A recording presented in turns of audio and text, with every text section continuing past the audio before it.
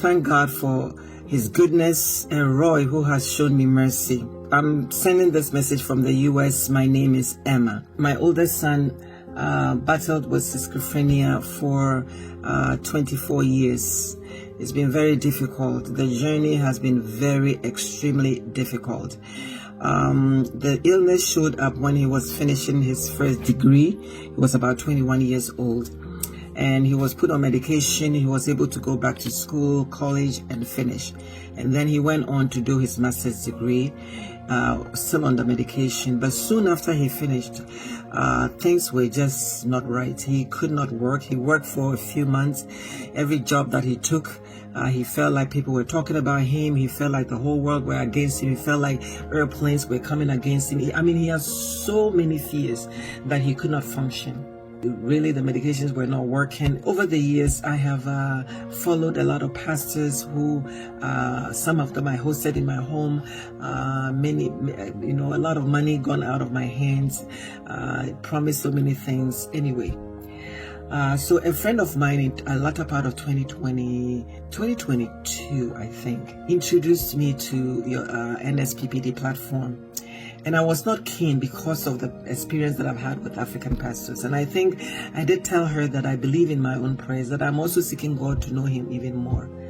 But, that every year we do missions work. But that year, when we went on missions and we came back, I had that inner peace that go back on the platform, go and try it and listen to the testimonies. So that's what I did in 2022.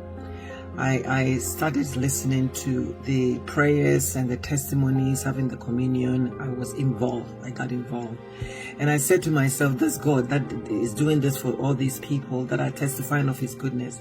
The Bible says He's not a respecter of persons. So if He's done that for them, He can do the same for me. So I was very, very involved from there on. So last year, fast forward last year, things got a little escalated, that I was beginning to see some stuff that I had seen over the years that were not manifesting, but now was. And so I was concerned. So we put him in a hospital for 7 months. And during that time, I was on the platform 3 times. We mentioned my son's case. The one that I believe impacted my son's life was the one that you mentioned August 3rd, 2023, I believe. And what you have said was schizophrenia has been rolled away. Schizophrenia, let it disappear. Let it disappear. On that day, I received that word with everything that I had within me. Everything. I wrote it down and I started declaring that word, going up and down, going up and down. 2 weeks later, the doctors called and said they've seen a drastic change in my son's life. And if that continued, they will release him in January. That's what happened. 2023, he was released. I was supposed to fly. He was in international hospital. I was supposed to go and bring him back to the US. But I trusted the God who has started a good thing. We booked the ticket one way, and he flew 12 hours by himself. He's never flown during all this while. When he arrived at the airport, oh my goodness, Pastor Jerry Eze, I lost it. I thought I was going to be arrested. That alone was a big miracle. And then what God spoke through you, I was shouting. I was shouting God's name. I was telling others the goodness of the Lord. And so I come back to say thank you.